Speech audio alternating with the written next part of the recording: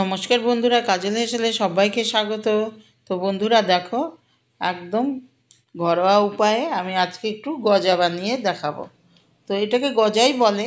এগুলো কোনো ঠাকুরের স্থানে গেলে দেখবে প্রসাদের মধ্যে থাকে এই গজাটা, তারপরে মেলায়ও পাওয়া যায়। তো আমি ভাবলাম সামনেই তো রথ, তাই একটুখানি বানিয়ে দেখাচ্ছি তোমাদের, আমি যেভাবে বানাই আর কি। আমি জানি তোমরা খুব আরেক থেকে অনেক ভালো বানাতে জানো, কিন্তু আমি যেটুকু জানি সেটুকুই তোমাদের সাথে শেয়ার করে নিচ্ছি যে আমি কিভাবে বানিয়েছি।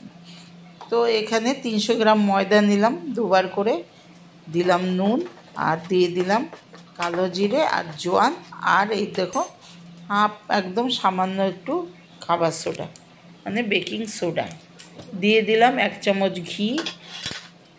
আর এবার দিয়ে দেবো এখানে 2 টেবিল স্পুন হচ্ছে রিফাইন্ড তেল। ঘি দিলাম 1 চামচ, আর 2 টেবিল স্পুন দিলাম হচ্ছে রিফাইন্ড তেল। তো দিয়ে এটাকে দিয়ে এখন এই 300 গ্রাম ময়দাকে আমি ময়াম দিয়ে নেবো। খুব বেশি ময়দা নিইনি, আমি নিলাম না, একটু 300 গ্রাম মতোই নিলাম। তো দিয়ে দেখো এটা এখন মিশিয়ে নিলাম, ময়াম দিয়ে নিলাম, তেল, ঘি আর নুন আর খাবার সোডা। দেখো এরকম হলো, এতেই মনে হচ্ছে অনেকটা মাখা হয়ে গেছে। তো এবার একটু জল দিয়ে দিয়ে একটু মানে শক্ত একটা ডো বানাবো। খুব নরম ডো বানালে হবে না, তাহলে গজাগুলো একদম ঠিক হবে না। এটা কি বাইরে দিয়ে বেশ শক্ত ক্রিস্পি টাইপের লাগবে, আর ভেতরটা একদম নরম, একদম হালকা ভুসভুসে, ওটাই খেতে ভালো লাগবে। আর বাচ্চা থেকে বড় সবাই খেতেও পারবে। তো ওর জন্যই আমি এইভাবে করছি। তো বন্ধুরা তোমরা একটু দেখতে থাকো, কষ্ট করে দেখো, আর যদি ভালো লাগে তাহলে লাইক, শেয়ার, কমেন্ট করতে ভুলবে না। বন্ধুবান্ধবদের মধ্যে অনেক অনেক শেয়ার করে দেবে।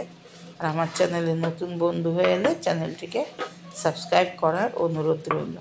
দেখো এটা হয়ে গেছে আমার মাখা, আমি একবারেই করে নিচ্ছি প্রথমে, আর ঢাকা দিয়ে রেস্টে রাখলাম না, হাতের সাহায্যে সুন্দর করে মেখে নিয়েছি। দিয়ে একটা রুটি বেলনি নিয়ে নিয়েছি, চাকতি নিয়ে নিয়েছি কাঠের, তার উপরে হাতের সাহায্যে ছড়িয়ে দিচ্ছি।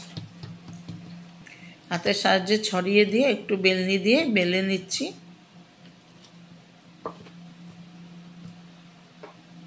বেলে নিলাম। এটা কিন্তু খুব পাতলা করা যাবে না, মানে মোটামুটি 1 ইঞ্চি মতো মোটা করতে হবে।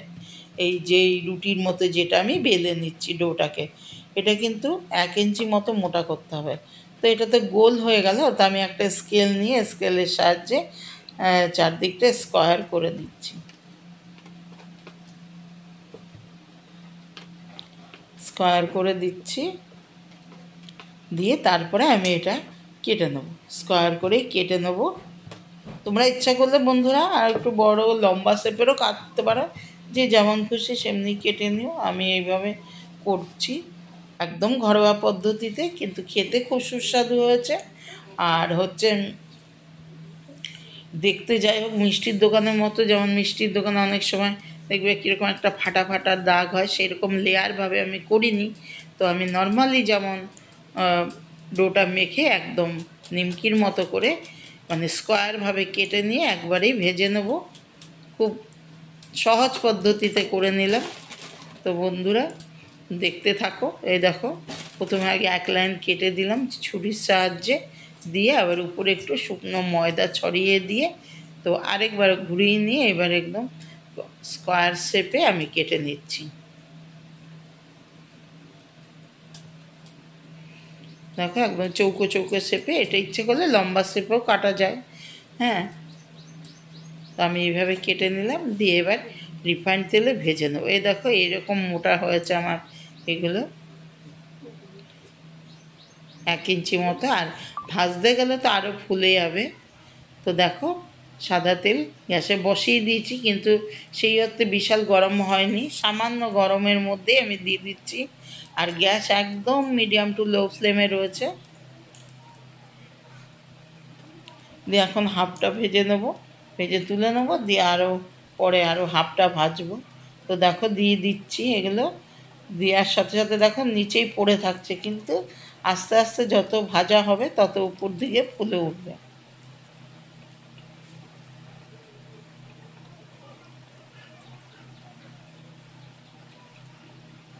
দেখো তেলের মধ্যে এখনও নিচে রয়েছে, এই দেখো আস্তে আস্তে উপর দিকে ফুলে উঠছে, দেখেছো? ফুলে উঠছে একদমই। নিচটা যখন একটু ভাজা হবে তখন আমি খুন্তির সাহায্যেই উল্টে দেবো। এখনও নরম আছে উপর দিকটা, উপর দিকটা নরম আছে বলে বোঝা যাচ্ছে যে উপর দিকটা নরম আছে। এই দেখো একদমই ফুলে গেল। এবার আমি উল্টে দেবো খুন্তির সাহায্যে। ওই দেখো দেখো একদম নর্মাল, খুব বিশাল মানে সময় নিয়েও মাখতেও হয় না, মানে খুব মানে সহজভাবেই আমি করে দেখালাম বন্ধুরা। তোমরা যখনই ইচ্ছা হবে এইভাবে করে করে খেয়ে দেখো, বা ঠাকুরের জন্য বানিও, ভোগে দেওয়ার জন্য। সামনেই তো রথ, ঠাকুরকেও ভোগ নিবেদন করতে পারবে। তো আমরা তো অনেক জায়গায় যাই ঠাকুর বাড়ি, দেখি অনেক সময় এই প্রসাদটা থাকে, প্রসাদের মধ্যে এরকম প্রসাদ থাকে। নবদ্বীপের মঠে, হ্যাঁ ইস্কনে, এসব জায়গায় এই প্রসাদটা থাকে। আমি খেয়েছি, সেখান থেকে আমার ইচ্ছা হয়েছে করার, তাই করছি। তো বন্ধুরা দেখতে থাকো। দেখো এবার ভেজে নিলাম, দেখেছো কতটা ফুলে গেছে? যেমন চ্যাপ্টা চ্যাপ্টা ছিল, ফুলে একটু ডবল হয়ে গেছে। ব্যাস এবার তুলে নেবো। আর খুব বেশি লাল ভাজবো না, এরপরে তো আবার এটাকে আবার একটু শিরার মধ্যে দেবো, তো তখন আবার একটু কালারটা চেঞ্জ হবে। এবার মানে চেপে দেখলে মানে একদম শক্ত হয়ে গেছে ভাজাটা, ওপরটা মানে শক্ত আর ভেতরটা একদম নরম থাকবে, সেই রকম ভাজতে হবে। এই দেখো শক্ত হয়ে গেছে, আমি ঝাঁঝ দিয়ে হাতাটা দিয়ে চেপে চেপে দেখে নিলাম।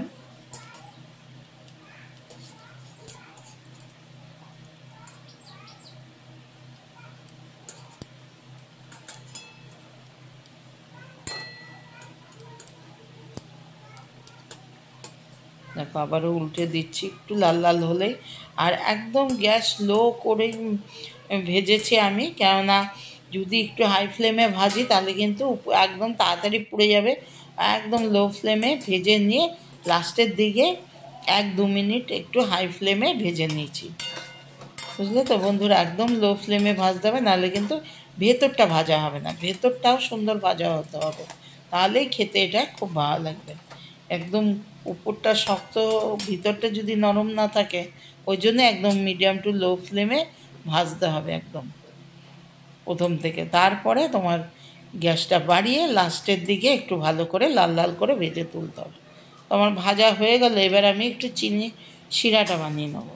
তো এই যতটা চিনি দিয়েছি, এই ময়দা দিয়েছিলাম ততটাই আমি চিনি নিচ্ছি। দাঁড়াও, কাপ মেপে আগে দিলাম, তারপরে এটা আমার মাপায় ছিল, তারপরে প্যাকেট একটু ছিল তাই দিয়ে দিলাম।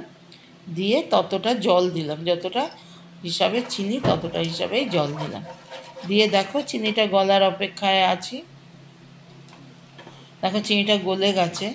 একটা মানে চটচটে শিরা বানাবো, যে একটা দুটা তিনটার ওইসবের দরকার নেই, একটা চটচটে শিরা বানালেই হবে, যাতে শিরা এর মধ্যে অ্যাবজর্ব করে এই গজাগুলোর মধ্যে। আর হচ্ছে আর খেতেও ভালো লাগবে, সেই রকমভাবেই করব। এই দেখো শিরাটা আমার হয়ে গেছে, যার জন্য ফেনা ফেনা বুলবুলি কাটছে উপর দিকে, ওই জন্য দেখো একটা চটচটে শিরা আমার হয়ে গেছে। হ্যাঁ, খুব বেশি পাতলা শিরা করা যাবে না এটাতে, একটু চটচটে শিরাটাই বানাতে হবে। এর কেন এর মধ্যে ডুবিয়ে আবার তুলে ফেলতে হবে, তো ওই জন্য ওই ধরনের শিরাটাই বানাতে হবে। এই দেখো শিরাটা আমি নামিয়ে দিয়েছি। খুব বেশি গরম শিরায় দিলে হবে না, কিন্তু নামানোরও 10-15 মিনিট পর আমি এগুলো দিচ্ছি। আর ওইগুলো কিন্তু আমি আগে ভেজে নিয়েছি। এটা শিরাটা করে নামিয়ে 10-15 মিনিট রেখে দিয়ে মানে ঠান্ডা করে তার মধ্যে দিচ্ছি। দেখো দিয়ে দিচ্ছি, এরপরে আবার এক পিঠ উল্টে দেবো।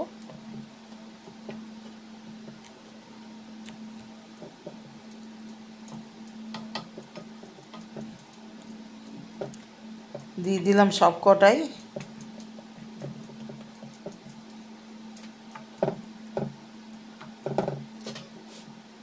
সাইডের দু একটা ছোট ছোট হয়েছে, ওগুলোও দিয়ে দিলাম।